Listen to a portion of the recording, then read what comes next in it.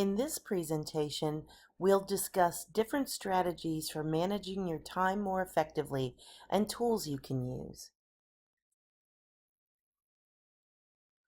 One important concept when you discuss time management is the idea of having purposeful actions.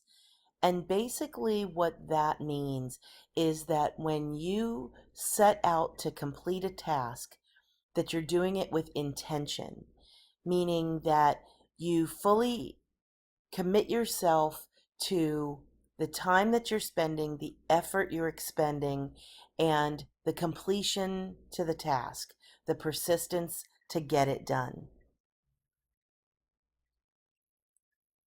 When we take purposeful actions, we notice that along the way, all of our smaller steps, our short-term goals, all of those actions that we take in a daily routine build up to help us reach those goals. But only when we take all of those tasks seriously and again with an intent to complete them and recognizing the sense of purpose. You can't just go through the motions. When you do that, basically it's the same as standing still. So enough about the purposeful actions. I think you get the point.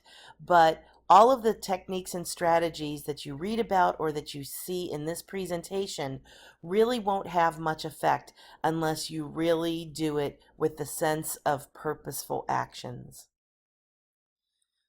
One of the most difficult words in the language for people to use and use effectively is the word no. We oftentimes don't want to get people upset with us because we want to avoid a conflict, or maybe we don't want that confrontation. We don't want to hurt their feelings. Maybe we're just more interested in what they're doing than what we have to do. No matter what the reasoning behind it, you have to learn how to effectively and strongly say the word no and mean it and stick to it.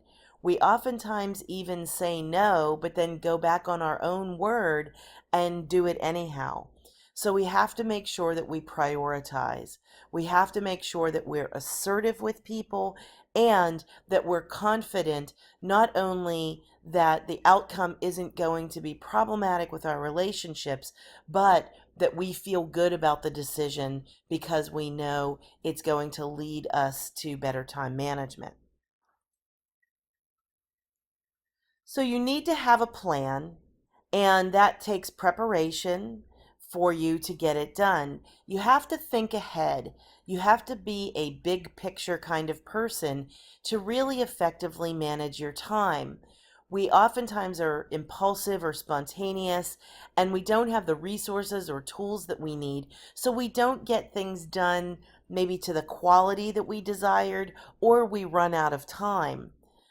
If you don't think ahead, then you tend to get a product that really isn't what you were looking for.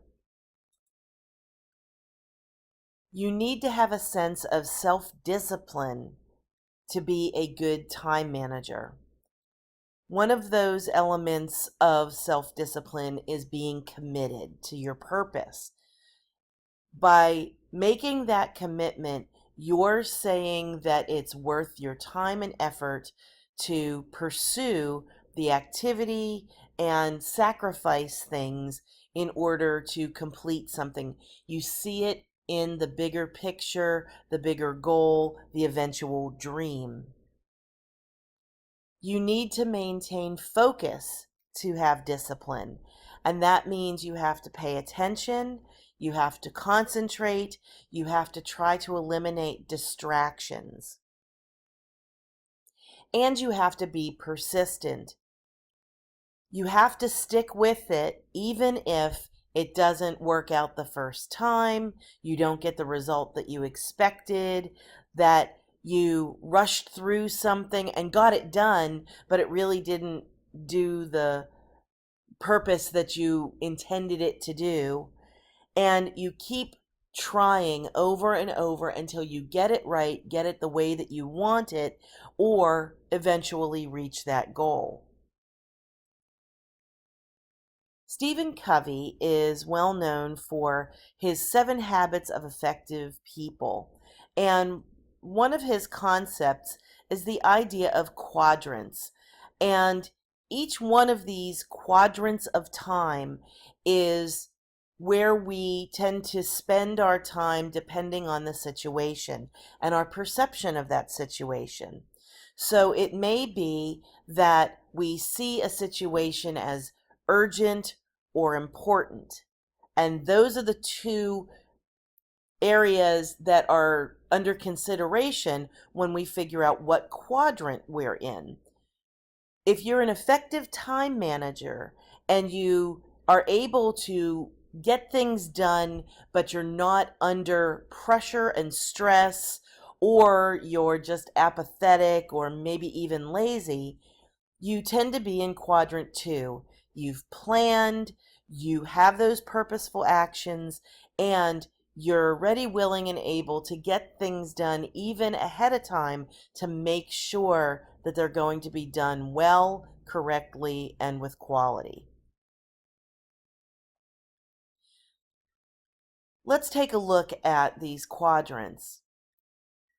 In quadrant 1, those are activities that are important and urgent.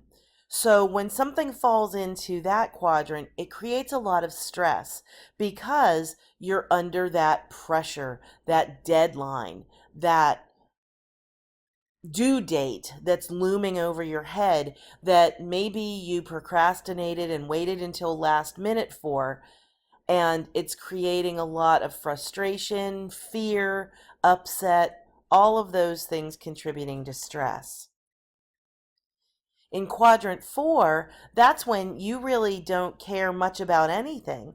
You have time wasters, you're watching TV, you're watching movies, you're on social media, you're taking naps, you're hanging out with friends, when you really have a whole lot of other more important things that you should be doing.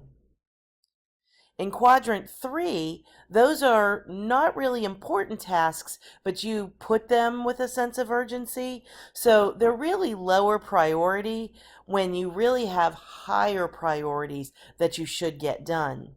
So, for example, you might have a paper that's due at the end of the semester, and that's important, and you should start working on that. But if you have an assignment that's due tomorrow at 8 a.m., that's going to be a higher priority for you. It has more of a sense of urgency. So that other assignment that's due at the end of the semester isn't as important right here, right now. Again, quadrant 2 is really where you want to live because you do have the sense that it's important, but it's not necessarily urgent. You want to have that cushion of time to prepare, to write rough drafts, to get someone to look over your work, get help with tutoring, talk to your instructor, to plan how you're going to do your work and have a study plan put together. So you may want to use something like the CORE method, where again, you're collecting information, you're organizing it, you're rehearsing it, you're evaluating it. It's all of those things that go into maximizing your learning and your understanding. It's that idea of distributed process where you can spread things out over time where there isn't that sense of urgency. There are all kinds of tools out there to help you keep on task and on time. There's all kinds of apps. You can use calendars online. You can use your phone. You can use alarms. There's a number of different devices and things that you can use, but you need to use them. So whatever it is that you choose, just make sure that you're maximizing it and you know how to use it effectively. Some people like to go old school and they've got a day planner or they've got some kind of schedule that they carry around with them, a calendar. There's nothing wrong with that. If you do that, though, use this example as something that you might want to try if it isn't something you already do.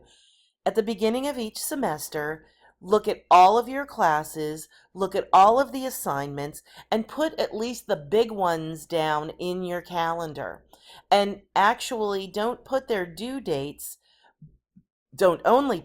dates, but also put some planning time in earlier. For example, let's say you have an assignment due in May. You may want to put in your calendar in April that you are going to have a rough draft reviewed by the Writing Center. And you may want to have something in March that talks about doing your research for it and working on your outline. And maybe in February, you may want to have something in your planner that talks about fleshing out your topic and creating your outline. And in January, put something in there about choosing a topic. When you see things actually in writing like that, it reminds you that you need to keep working on those bigger scale projects, and it breaks it up into smaller pieces so you're not rushing at the end, that sense of urgency where you don't have enough time, tools, or resources to get it done well. Some people work effectively with to-do lists, and those are great. They're wonderful, but they don't really lay out enough information sometimes. So be careful about it. If you're good with your time management, to-do lists are great because they just kind of give you your daily reminders. But if you're not keeping a calendar and you're not good with dates, then to-do lists might not be enough. You really want to work with a calendar instead. There's a great app that you can use with Falcon Online called the Pulse app, and what it does is takes all of the assignments from all of your classes, if your teacher has put due dates in there, and it gives you reminders about upcoming elements. Make use of that because students love it and they say it really helps them keep on track. Really, your attitude and your perception is the biggest, most important tool that you have in time management. You have to lose the idea of, I don't feel like it right now, and I don't have time. You have to make time, make a priority, and take purposeful actions. You have to determine what's important to you, and also, you have to break down all of your tasks and activities into priorities as well. You have to be flexible though, because sometimes things will change. Things come up in your day and in your schedule that might throw you off track, so you might have to work around it. But as long as you maintain that sense of what's important and what's a priority, you can keep yourself in control and manage your time. Coming back to Stephen Covey, in his 7 Habits of Highly Effective People, these are the actual habits. I want to point out that the first 3 relate to time management. The first one is being proactive. You have to actually take action to get things done.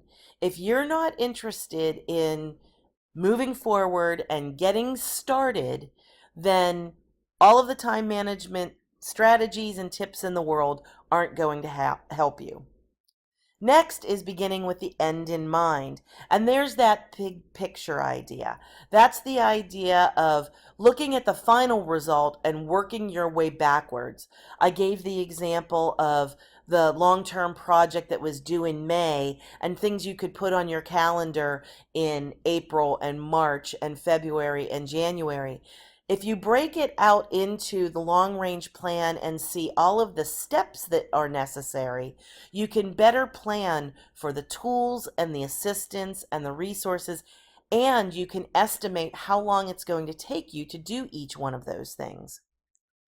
Finally, you want to put first things first, and that's the whole idea of prioritization.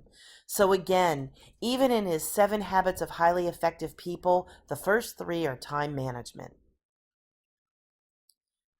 Bottom line, you have to take ownership of your time to get things done. So take these strategies to heart and try them out.